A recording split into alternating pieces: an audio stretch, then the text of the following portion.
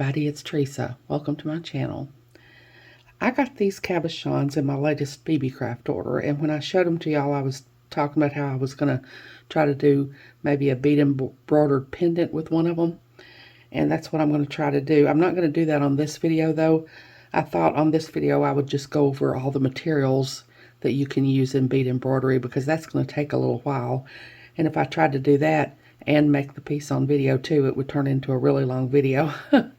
And I don't want to do that to y'all, so I thought first I would just do this little video showing all the materials that are used in bead embroidery, and then do a video later actually doing the pendant. But first of all, in case you're not familiar, Beebeecraft is an online craft supply store. They have lots of beads and findings and jewelry making supplies. If you have a channel and you have at least 100 subscribers, you can apply to be in their YouTube program and get products and do tutorials for them. I'll post a link in the description box below so you can check that out if you're interested. They offer free shipping for orders over $25. I have a coupon code. It's Teresa10, and I'll put it on the screen here and in the description box below. It'll save you 10% off your order. I'll put links to these cabochons and everything else I can find links for in the description box below. And I'll also put a link to the Beebeecraft homepage in the description box below, so you can just check it out if you want to.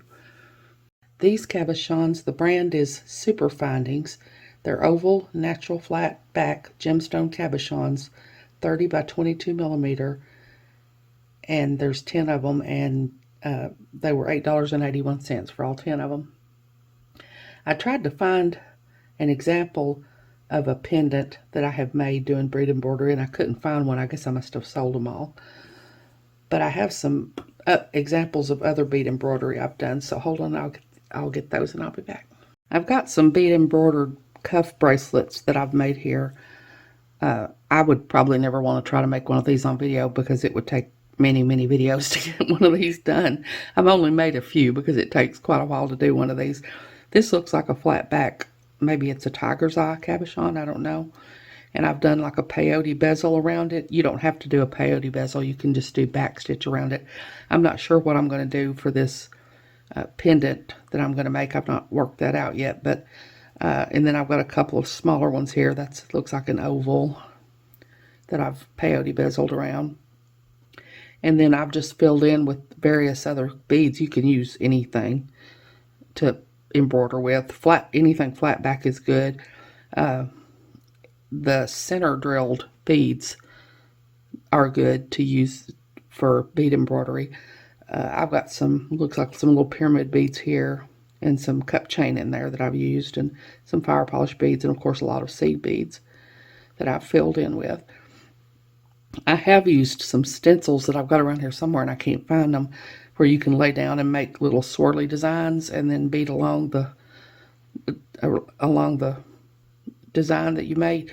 I would have to have that. I could never do it without that. I can't even draw a straight line without a ruler. And then this pink one here, I believe I got this cabochon from Eureka Crystal Beads. I think it's like a backlit cabochon. And then I've got a couple the same color on each side here. And then this looks like maybe a flat back rose quartz. And then that's an oval. And then I've got a couple little little white pearl flat back cabochons. And I've just peyote bezeled around all those, and then filled in the rest of it with just various beads. And you embroider onto your backing, and I'm going to show you some examples of the backing here in a minute. And then I use these cuff blanks here, and you do your embroidery, and then you cut it out and you glue it to the top of one of these. You don't have to use one of these, but that's what I've used in all these. It's got a little protective film on it there that you can peel off when you're ready to glue your piece on there. And then on the back here, this is like faux leather is what this is on the back. And you just, once you glue it on, and then you attach the foundation and the backing with, looks like I've done brick stitch on all of these around the edges here. And I've got this blue one. I'm pretty sure this is from Eureka Crystal Beads too, and a couple of smaller ones there. And then these are storm duos, and it looks like I put these together in sort of a flower pattern, and you put a fire polish bead in the center, and then just used a various kinds of other beads here. I never know when I start one of these what beads I'm actually going to use. I usually just put down my cabochons and bead around them, and then pick out beads from there, just kind of one step at a time. So I don't ever have a real well thought out plan when I do these. I just start with the first steps and then just kind of go on as I go. Of course, I'm going to have to try to figure out how to have a better well thought out plan when I do this pendant, so that I can show y'all what I'm going to use and everything. So hold on and let me get some of the backings that I'm going to show you examples of, and I'll be back. Okay, I've got some Lacey's Stiff Stuff beading foundation here. It's really good for bead embroidery. It's really just stiffened felt. You don't want to use regular felt. You want to use stiffened felt to do this with. This is an 8.5 by 11 piece. I think you can get a smaller piece than this. You don't have to get the, you can get this probably, I think they have this at Michael's and maybe Joann's and Hobby Lobby. Of course, they have it online. I don't remember where I got this. I know I got it online, but I don't know for sure where I got it. I'll see if I can find a link for it somewhere and put it in the description box below.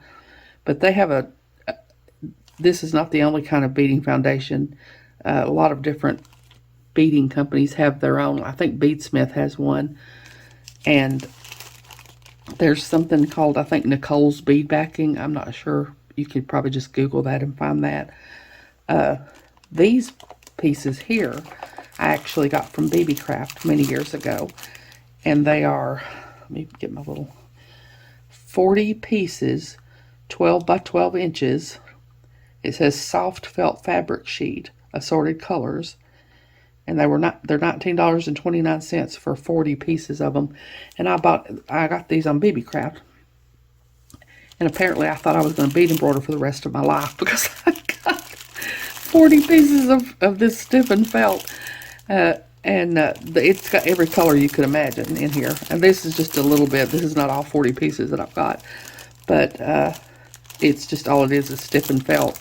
And you can, whatever stone you're going to use, you can pick out the piece of felt that best matches that stone. Like if you're going to do a yellow stone, you'd pick out the yellow. I think I'm probably going to do the piece I'm going to do with this white, because you will be able to see that easier if I use it rather than trying to match the stone exactly to the backing. I believe you can also just get stiffened felt, maybe at Joann's and places like that too. I don't know, because I've got these and I will never even be able to use all these. I could probably bead every day for several years and not use all these pieces of felt up. So hold on, let me get some of the backing that I use. Okay, this is some backing that I got from Beebeecraft many years ago, the same time I got those sheets of felt. There's 12 pieces, 8 by 13 inches, mixed colors, faux leather sheet, canvas back, and they're $9.39 for the 12 pieces. And it's like with the felt, it's got all the colors, so you can match whatever color you want to put on the back of your piece to, you know, the stone that you're using and the color that you're going with. There's a lot of people use ultra suede, and I have had some ultra suede. I'm pretty sure I've still got some around here somewhere, but I couldn't find it. I never have had very, big pieces like this of it, but I'm pretty sure I've got some around here. I don't know where it is though, but this is just, like I said, when you're done, you glue.